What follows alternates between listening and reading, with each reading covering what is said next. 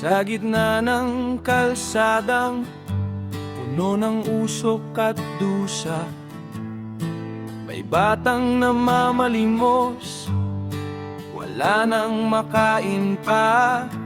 Samantalang sa mansyon, may piging at saya. Ang perang para sa bayan sa bulsa nila napunta.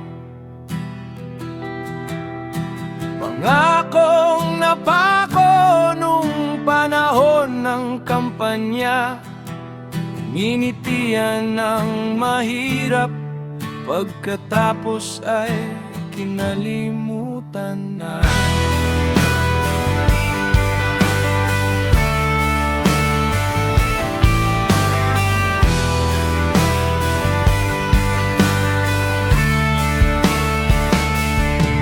Ang sikmura'y kumakalam, ang hustisya'y mahilap.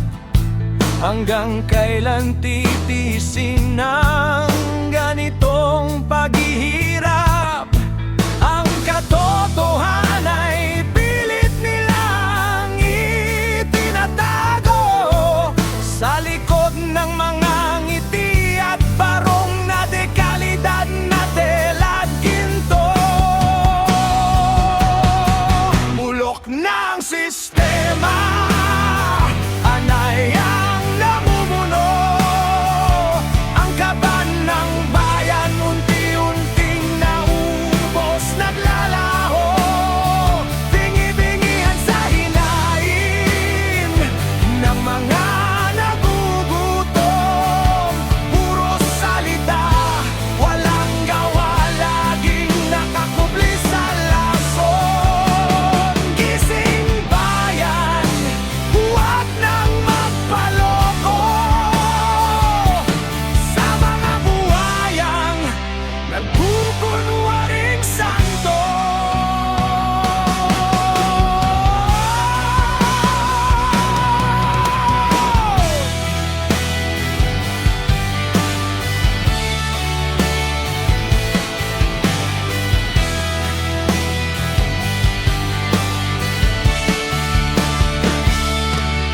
Ang batas ay parang sapot, huli lang ay maliit, ngunit ang malalaking isda malayang nakakaalis sa higpit. Inuunang pansarili bago ang kapakanan ng madla. Ang dangal ay binenta sa halaga ng barya. Hospital ay kulang, paralay gumuguho, ngunit ang kanilang priority development, saan ba patungo? Hindi ito ang bayang pangarap ng ating mga ninuno. Hindi ito ang laya na tumanak ang dugo. Ang kapangyarihan ay nasa kamay ng masa. Panahon na upang wakasan ang kanilang pagsasamantala. Bulok ng sistema, anay ang namumuno.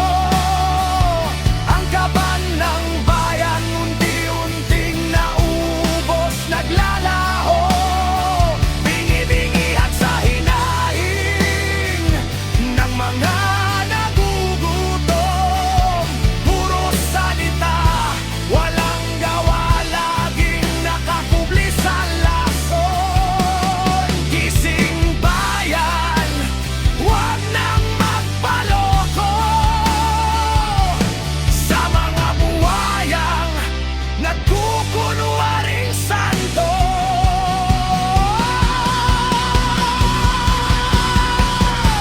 Huwag nang matulog, huwag nang pumikit.